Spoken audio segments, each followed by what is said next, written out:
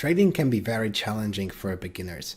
Not only nobody will trust you because you have no reputation, but also probably most of the offers that you will receive will come from scammers who will want you to go first on the trade and then take your money. Since I am somewhat of a CSGO trader myself, I decided that I might as well share a strategy on how to profit from CSGO trading as a beginner who has no reputation and no money. I'm going to show you a strategy that worked for me the best when I was putting my first steps into CSGO trading. Let me first explain how I found out about the strategy. So as you probably already know, I used to do CSGO trade-ups for a living. I made a video about how I achieved it, and I believe it's the best video I made so far. So if you are interested, then I would recommend checking it out. The hardest part about doing trade-ups was collecting low float items. It wasn't a problem to collect items from cheap milk spec trade-ups, as I managed to do those multiple times every day, but when I wanted to increase the stake and do some covert trade-ups or classified trade-ups, for example, then it took me weeks just to collect items for one trade-up. That's why I started looking for alternative ways to buy low float items instead of only relying on Steam buy orders. And that's how I discovered Buff, which is by far the largest CSGO skin marketplace that is actually multiple times larger than the Steam itself. So Buff has this feature where you can filter listed items by float range. And at first I thought it's perfect for trade-ups because finally I will be able to obtain the low floats that I need for each trade-up, but unfortunately that wasn't the case. Every single float range has its overpay, and it turned out that for items that can potentially be used for trade-ups, this overpay for float is exceptionally high. The overpay is so high that if you would ever buy low float items for trade-ups this way, then any trade-up you would try would automatically be unprofitable because of how much you spent on the inputs. That is where I had a really sad realization about trade-ups, which is that even if you would collect low float items for a trade-up from Steam, then it would be so much better to just sell the items on Buff and get the overpay for low floats instead of actually doing a profitable trade-up. I'm not sure if you realize how huge this statement is, because trade-ups are basically a second most popular money-making method known in CSGO community, and it's completely useless.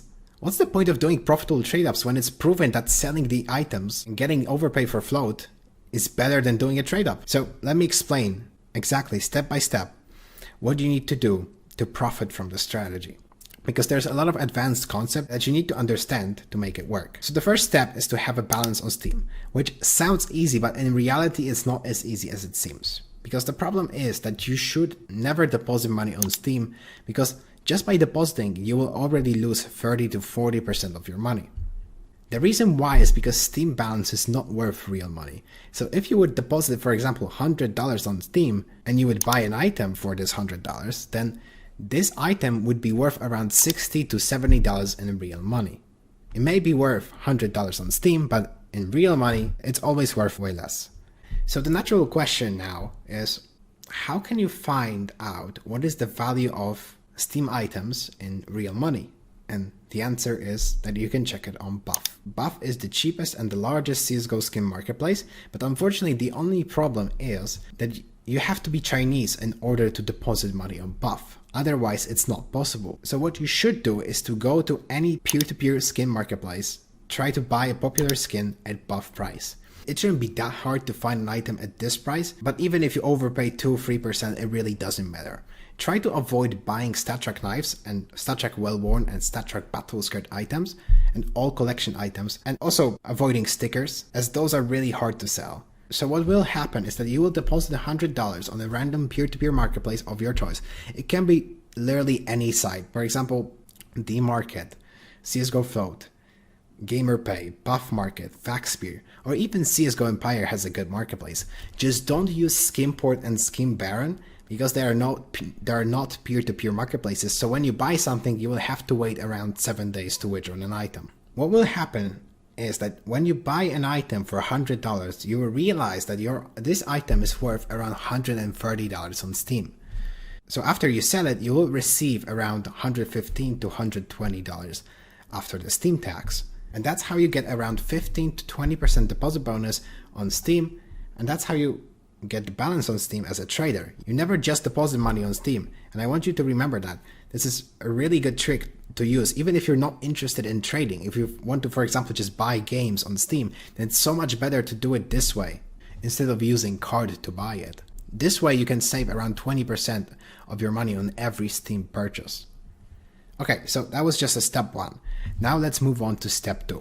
Step 2 is to buy an item on Steam that is well priced on Buff, and let me tell you how you can find those items. So you will need an extension called Buff Utility. This extension shows you by how much percentage certain item is cheaper here than on Steam. The percentage of Steam is different depending on the item's price. Most of popular items will be listed for around minus 30% off Steam, and I would like to say that you should be aiming to find items that are 15% more expensive. So in this example, you would be looking for items that are minus 15% off Steam. If you find such an item, then you go to Steam and you would buy it, but you don't buy it like an idiot. You have to buy it from buy orders, as this will allow you to buy it around 10% cheaper, and that's how you maximize your profits. Then you're gonna have to wait 7 days for trade lock to end, and after that you will be able to sell your items on Buff, just list it as a lowest listing, and then all of it should sell within it 1 day. And now the final step 3. After you receive your balance on Buff, that's when you should buy items that have the highest percentage of Steam. And you would be aiming at around minus 30%. And if you find such an item, then you buy it. But again, and this applies to every step, try avoid buying souvenirs, StatTrack Battlescript items, StatTrack Well-Worn items, and as those are really hard to sell, especially on Steam. You don't just buy those items like an idiot.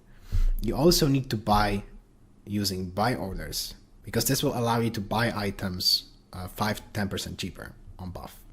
And then you go back to Steam. The good thing about trade lock is that it doesn't apply to Steam. So right after you will receive your items from Buff, you will be able to immediately sell it on Steam. After that, you just repeat the process every week. Now let's analyze exactly what I just told you, and let me tell you around how much you should expect to make with this strategy.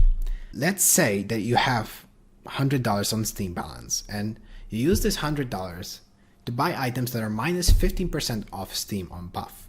Obviously, because you will be using buy orders to buy those items, then you will be able to buy items that are actually worth $110 of Steam money. Then you will have to sell those items on Buff, and since you bought items that had minus 15%, it means that what you bought will be worth around 85% of its Steam value in real money. So it will be 85% of $110, which is $93.50 in real money. Then you sell it on Buff, which has 2.5% selling fee, so you should receive $91.16 in your Buff balance. And the final stage is that you set buy orders for items that are minus 30% off Steam. Buy orders on Buff allow you to get items around 7% cheaper. So it means that with your $91.16 on Buff, you will be able to buy items that are actually worth $97.5. And because you bought items that were 30% cheaper than on Steam, that means that they are 30% more expensive on Steam. So those items will be worth around $126 in Steam money. Unfortunately, you will have to pay Steam tax. You will have to pay Steam selling fee when selling your items, after which you should have around $110 on your Steam wallet, which means that you have profited 10% after the entire cycle. There's a very important detail that I purposely missed, which is the only reason why something like trade-ups can be even profitable, which is that when you will be buying items from buy orders on Steam, then there's a chance that item will arrive in a low float that you can sell for overpay. If you have ever done trade-ups, then you should know that it happens very often, and the cheaper the item is, the more likely it is to happen. And if it happens, you should expect to get around 50% to even 100% of overpay for your low float item. With all of this combined, you should be making around 20 to 30% every week, which is a result that most of investors or traders are dreaming about. The only problem is that the strategy is not really scalable, which means that eventually you will reach a limit. Normally in business, when you're making 10% every month, that means that if you have 10K, then you will make 1K of profit. When you have 100K, then you will make $10,000 in profit. Here, it's not the case. there's a lot of different limitations that you will face on Steam. Like for example, you can only have up to $2,000 on your Steam wallet, and you can only have up to 1,000 items in your CSGO inventory. The main reason why most of big traders don't use cheap items, despite the fact that percentage-wise those cheap items are the most profitable, is because it's just less time-consuming and it's not scalable. You cannot really put 10k into cheap items, as simply you will not have enough space to hold it. And also when you're selling cheap items, then you need to confirm every single one on your phone, and I hope you can see it why it's extremely time consuming and not really convenient for big traders to have it. That's why traders prefer to buy knives or expensive covert skins and profit 5% to 7% per item instead of profiting 20 to 30% on cheaper items, because it's technically better to profit 7% and have 100,000 in your inventory and profit 7% out of 100,000 than to profit 20% out of 2,000. This is obviously a really good thing for beginners, because that means that with cheap items, you're not going to have any competition. That's why I believe this is a perfect beginner strategy. It only really works if you have a small starting capital, and you will get insane returns because there isn't that much competition on the lower tier items. The only problem that you will face in like a future of after doing this strategy for a few months is that you will have too much money. You will not have enough space in your inventory to buy so many items, and you will eventually have to buy more expensive items. The more expensive the items get, the less percent of profit you will be making. That's the only problem you will face. The one thing that you need to understand is to not take the percentages I told you in the video for granted. So I told you that whenever you have buff balance, then you buy items that are minus 30% of Steam. And whenever you're buying items on Steam, you should aim to buy items that are 15% more expensive on buff. That is true, but don't really focus so much on minus 30%, minus 15%, because this changes constantly. For example, right now is the perfect example of that. CS2 just dropped, and all the items on buff just got way more expensive. Now it's impossible to find items that are minus 30%. That's not a bad thing. Just you need to make sure that there is a difference between items that you're buying on Steam, and there's a difference between items that you're buying on buff. Whenever you have buff balance, you want to buy items that are as cheap as possible, and whenever you're buying on Steam, you want to buy items that are selling on buff as expensively as possible. I think I explained everything. I know for a fact that people will have questions, and that's why I decided to create my own Discord server. If you would like to ask any questions about trading, curse jackpot, daily free cases, or literally anything, then this is a perfect place to do it. Link to join will be in the description. Anyways, that's everything for today. Thank you guys for watching, and see you in the next video.